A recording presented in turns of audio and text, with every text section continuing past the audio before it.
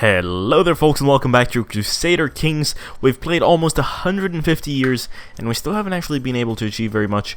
We've sort of built a power base though and married off our children. I am playing quite fast though. I'm playing on speed 5 and it goes very fast on this computer of mine. So I guess I have excuses. To be honest, actually a lot of the changes that were made in DLCs over the years have changed the game quite a lot.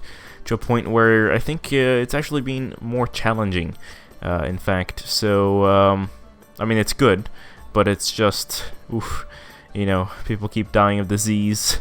It's almost like realistic. Anyway, we have claims. We have claims that we can press on Prutium and Apulia. Apulia, right? Yes, is independent, and then Brutium as well. But the thing is, we probably want to become the Doge first in order to get enough troops to actually push the claim, or at least become a little bit richer, get more trade posts and such. In fact, we can actually build up to 5 trade posts, and I think we're gonna sort of try to press that, maybe expand here in the Byzantine region, and hoard that wealth. I think our first new trade post is going to be here in Cephalonia. It's going to take quite a bit of our money, but yeah, long-term investments, right? Crusader Kings, Rome, the city of St. Peter, and the very seat of the papacy itself, has fallen to infidels in response. The Pope in exile, His Holiness Pope Innocentus II, has declared his intention to forge a great alliance of Christian lords in order to reclaim the Eternal City. This signals a new era of large-scale Christian holy wars, the Crusades. That's interesting. That's the first time I've actually seen Rome fall before the Crusades. So it's actually the first time I've seen that event fire. Actually, well, I've conquered Rome as a Viking before the Crusades, but that's interesting how the event is tied to that. Yeah, not lots of knights, the Teutonic Order, Knights of St. John, etc. I'm actually just gonna check here. The Catholics are really collapsing, I mean. But the moral authority is 100 now. That's interesting. Is it the piety of Pope Innocentus? Ooh. That's actually quite won holy wars. When did they win any holy wars? Crusade for Aquitaine, Deus Vult. What's this? Let's confess my love. My son died bleeding from the eyes and ears. Wow. That's very unfortunate, actually. It was pretty good. Ooh, one of my lovers is actually leading a revolt against the king of Lombardia for Romuald's claim. That's good. The fine jewelry event. What a horrible memory I have of that. Remember, I think, was it episode 2? I think it was. God. Well, are we gonna spend 360 golds? Yeah, sure. I think it will give us a lot of prestige if we actually complete it this time. Because, yeah, it's one of those things you can keep in the treasury and gives you lots of boons. Okay, so the Duchess of Ferrara seems to have stopped the war. Or maybe it was someone else I was seducing here, but the heir is Giseltrude of our dynasty, and Duchess Cantani here is actually a lunatic with rabies, so I doubt she'll be living that long.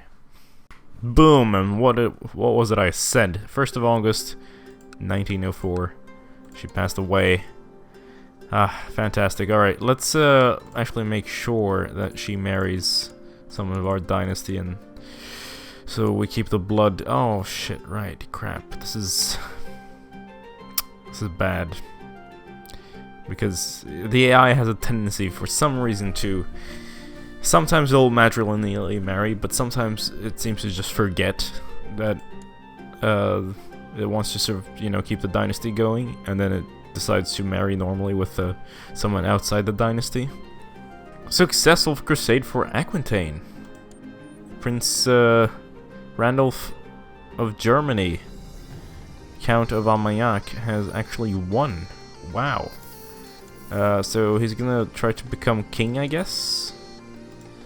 I mean, there will have to be a war there. This is not gonna be stable at all. I was overcome by excitement and curiosity when Azo informed me the crown jewels were completed. As I'm waiting for my throne, for my servants to carry the great box across the room, I struggle not to leap up and meet them halfway. When I finally touch the heavy lid, my hands are shaking. Adds the crown of majesty to my treasury, adds emerald scepter, and adds sword of heroes. Holy shit, that was probably totally worth it. Let me check that out. Let's take a look at it. We get monthly prestige 0.4, feudal vassal opinion, city vassal opinion, tribal opinion, and then scepter, monthly prestige. Oh my god, this is just fantastic. And also the sword of heroes. It's an impressive sight. The blade is gilded and the hilt is adorned with foreign precious stones such as rubies and sapphires, and a gate cameos depicting legendary warriors. What about this? Unusual quality of emeralds adorning it. The origins of the stones are shrouded in mysteries. The tales are numerous as the stars. And the crown. The hoped crown is made from gold and decorated with foreign precious stones, emeralds, rubies, sapphires, and diamonds. The finest ones, the size of quail's eggs. Wow. It's just a pity I'm not a king yet. Okay, I know she's far away, but all of Wessex could be ours. Seducer. Wow, that was fast. I'll let our love grow, of course. My daughter to the Emperor of Byzantium? Yeah, any day. Oh, yes. Yes. Ugh. My son. Probably heir to the throne of the petty kingdom of Wessex. Oh, fantastic. I mean, finally we're getting some luck here. Let's also get a new wife, right? I feel like she's 44, she absolutely despises me. It's time for someone new. My wife died, but everyone knows about it. Alright, we'll try to get temperate here. And my nephew is gonna get remarried because they passed away there. But here we go. Okay, so what do we want to do? Who do we want to marry?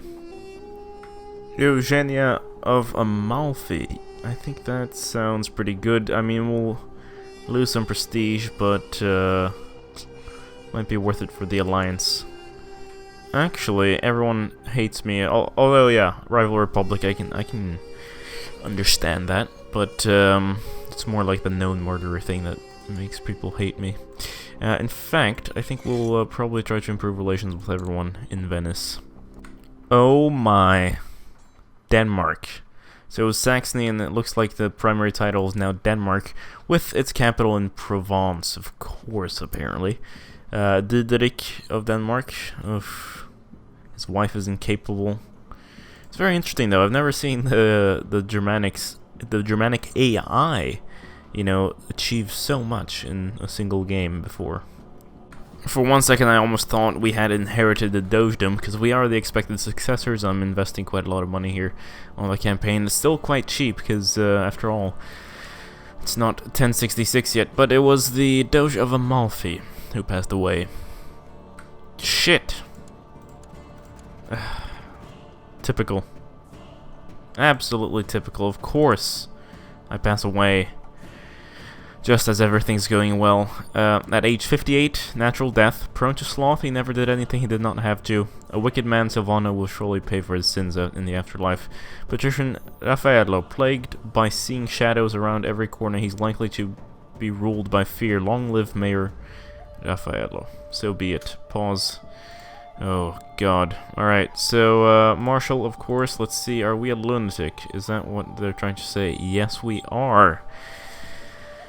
Oh, but are we expected successors? Not yet. That's not good. You know what? We'll invest a little bit more money here. See if we keep that position.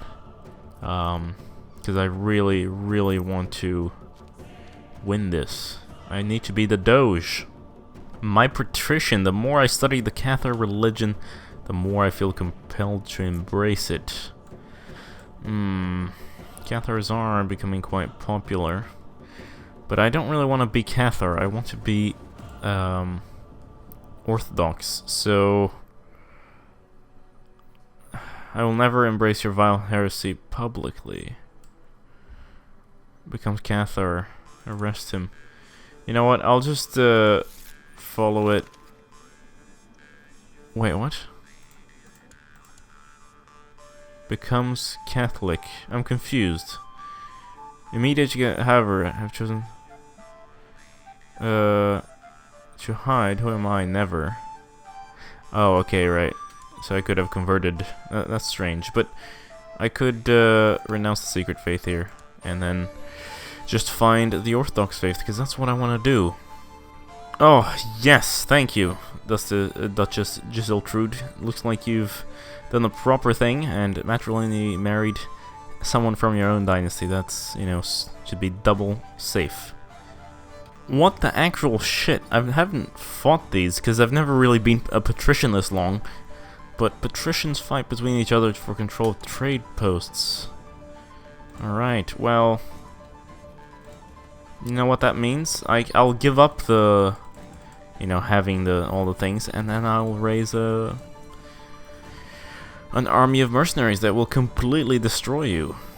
Oh, this is such bullshit. I just spent money, and it literally evaporated, because bullshit. This is such bullshit. All they're doing is just sitting there.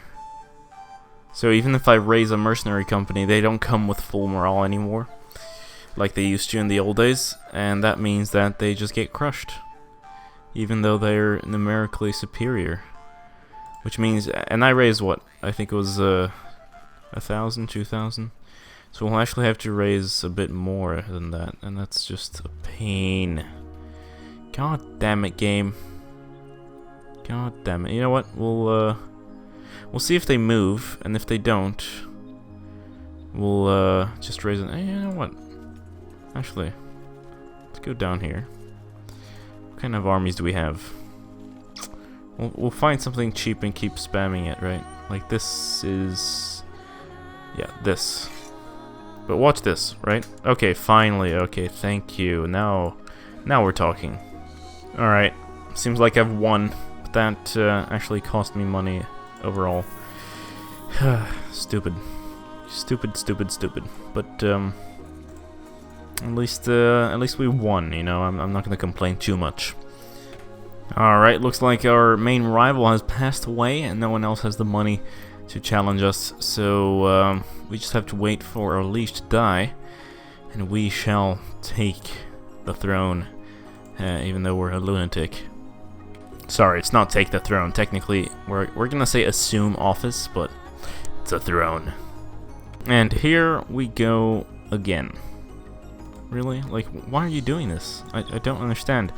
Also, why do my mercenaries spawn on top? Oh, right, because it's we don't have any holdings outside of this, so they have to, I guess. But it's rather stupid, to be honest. Very stupid. They should fix that, I think. Hey Paradox, if you're watching this, fix this, please. This is bullshit.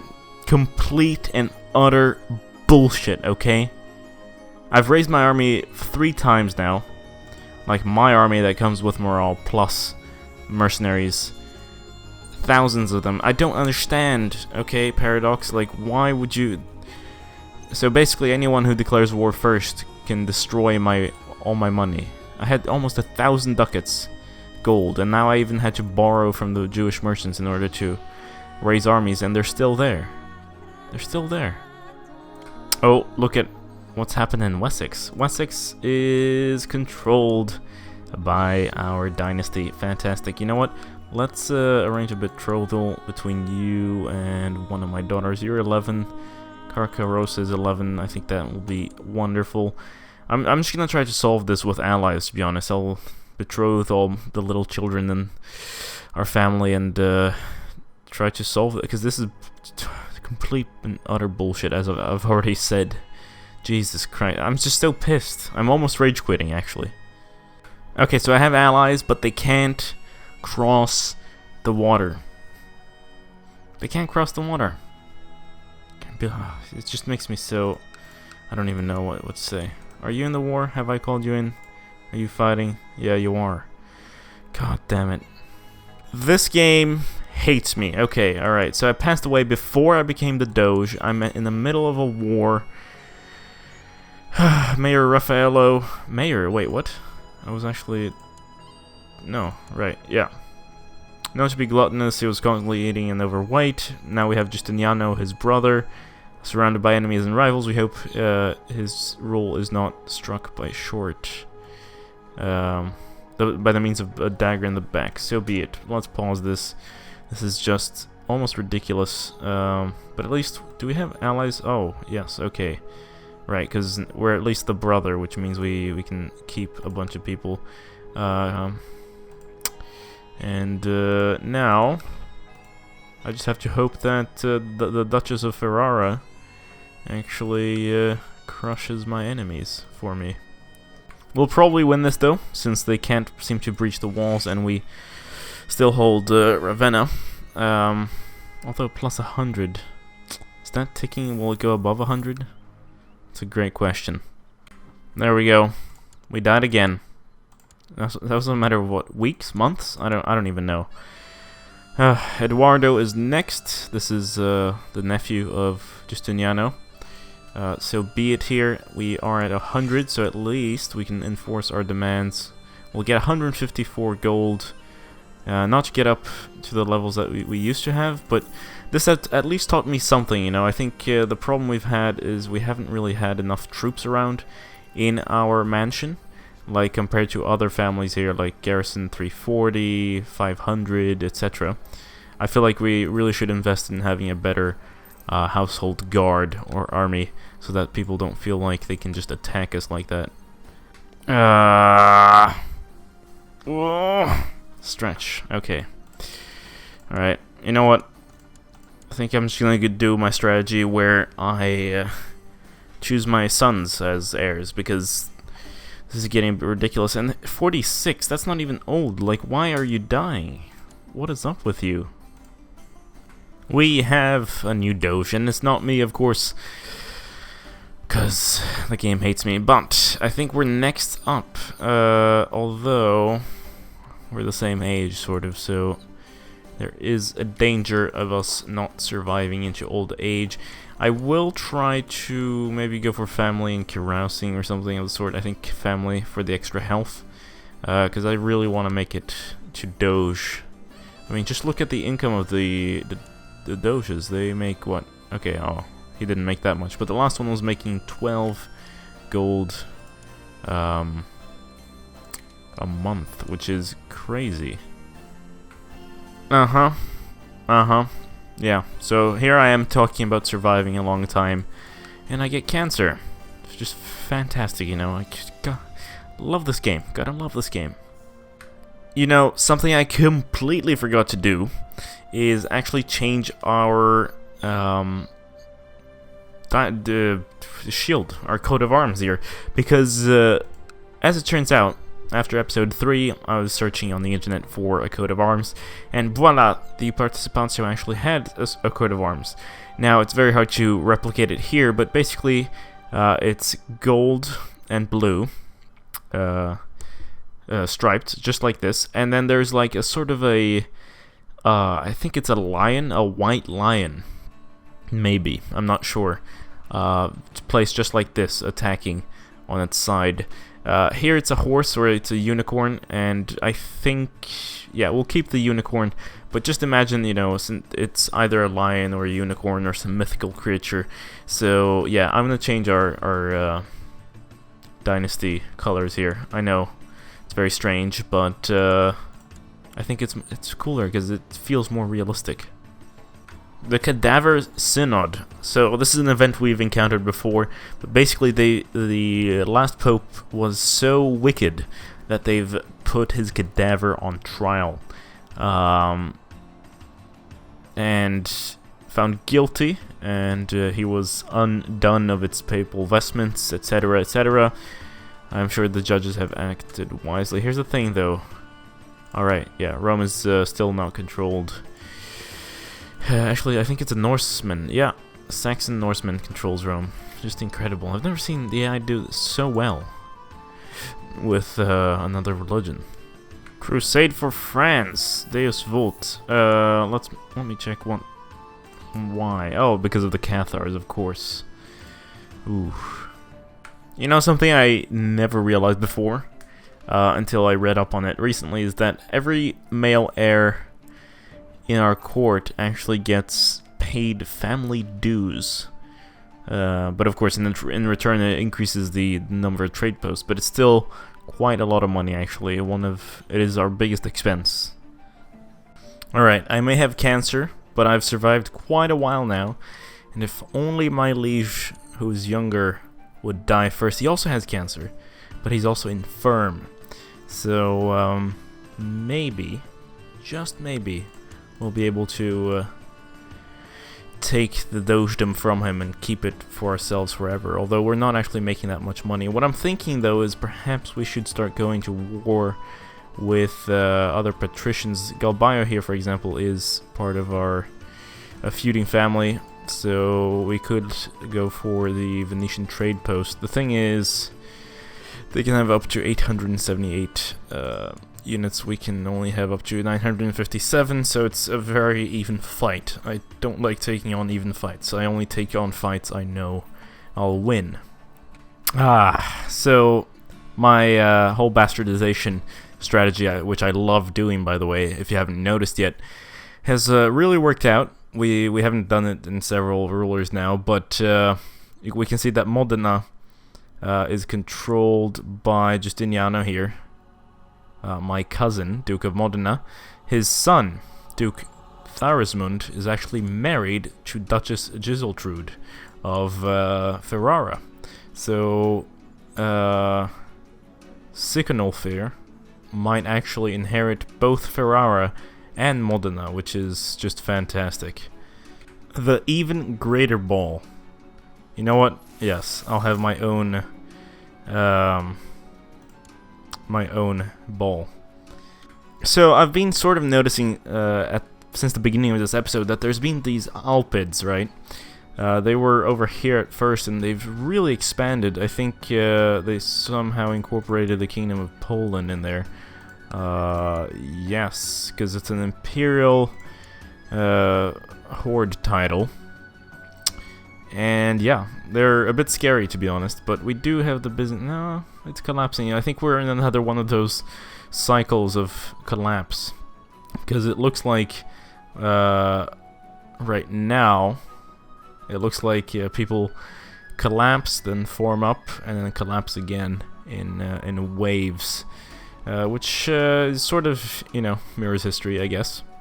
Ooh, look, a province we could potentially claim here. Surt. It's poor. It's pretty empty. It borders the desert, but it's a way to expand in the future. So I think we'll take it if we can. We've finally gone ahead and recruited our first retinue here. It's heavy infantry. We're gonna try to max it out, and then we're gonna lower the reinforcement cost, of course. But retinues are so powerful, and that's why I love playing with merchant republics. Holy shit, we actually did it! How old are we?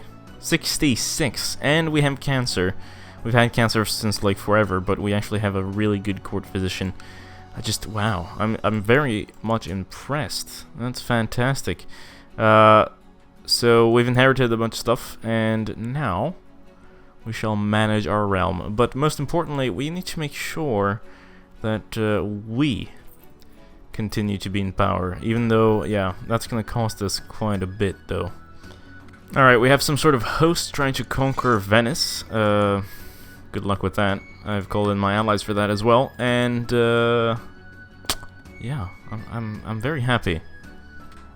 Oh my god, you will not believe what just happened. My game, I tabbed out just to make sure, check how long the recording had been going on for, and voila, we have gone back. The game crashed, and we went back a few months. I can't believe the game didn't save when we got the title. Paradox, your Iron Man saves.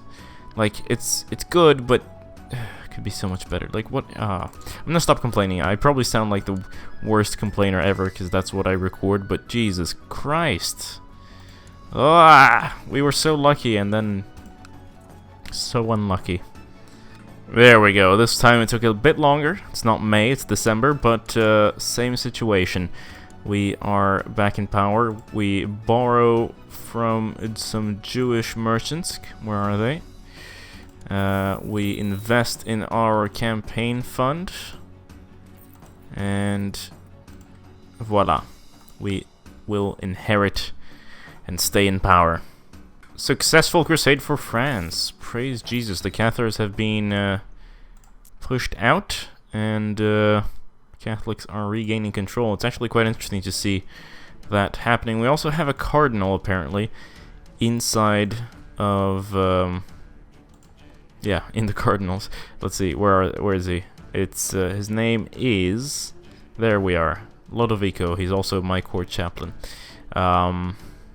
I don't know if I really care about the papal mechanics. Again, I really want to go Orthodox this time. A claim on the county of Naples. I'll go ahead and use it, actually. That's fantastic. 301 troops. You have no pacts. You're going to die. That's fantastic. Here's the thing. We're going to have to wait out this war here, because it's just a war of them sitting there and not being able to attack because we have too many troops here. So we'll see what they do. Or actually, we'll win it in the matter of a few years, and then after that, we'll actually go ahead and attack Naples. And I think we'll go for Capua and maybe even Rome. I know we're supposed to move east, but it looks like Sirte was actually reconquered. Perhaps we should start moving in this direction as well, into the Black Sea, because I really want a front line where I can push for holy wars, because that's the strategy I generally play, and to be honest, I would have already done quite a lot if we had gone west, because my general strategy is take Ireland. No matter, it doesn't matter what I'm playing. Ireland is always a great base to start off with, and then go ahead and holy war into Scandinavia. That's what we did in our last Merchant Republic playthrough. That might not even be left on the channel, but yeah. Oh, 10 days later, I pass away. We have a new Doge, and his name is Antonio. Or no, Antonio is the one who passed away. He died of cancer after many years with cancer. Doge Aleramo, a wise and learned man. Progress and innovation is expected under his rule. Long live Doge Aleramo. So be it. Alright, let's get this paused.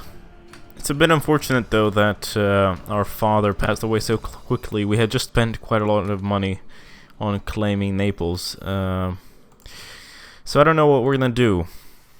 We'll probably go ahead and claim some territory. We're probably going to go ahead actually and claim Naples again, or Capua, or whatever. Because we do need to start expanding. It's getting a bit constraining. We could go over here, but then that's surrounded by the Byzantines, and honestly I just want to stay friends with Byzantium, not invoke their wrath. But in the meantime, I do think this will be a good end for the episode. We've played 50 years. The year is 951. We've played through quite a lot of characters, dying quite fast. But Doge Alermo is the son of the last Doge, and I think we'll keep up in this tradition. Hopefully he'll have some children with good Gifu here, and we'll be able to keep doing what we do best and really begin a golden age of Venice now. But in the meantime, don't forget to leave a like, subscribe if you haven't already. Do share with your friends, it really helps me out a lot, trust me. And I'll see you later. This has been GameGabster.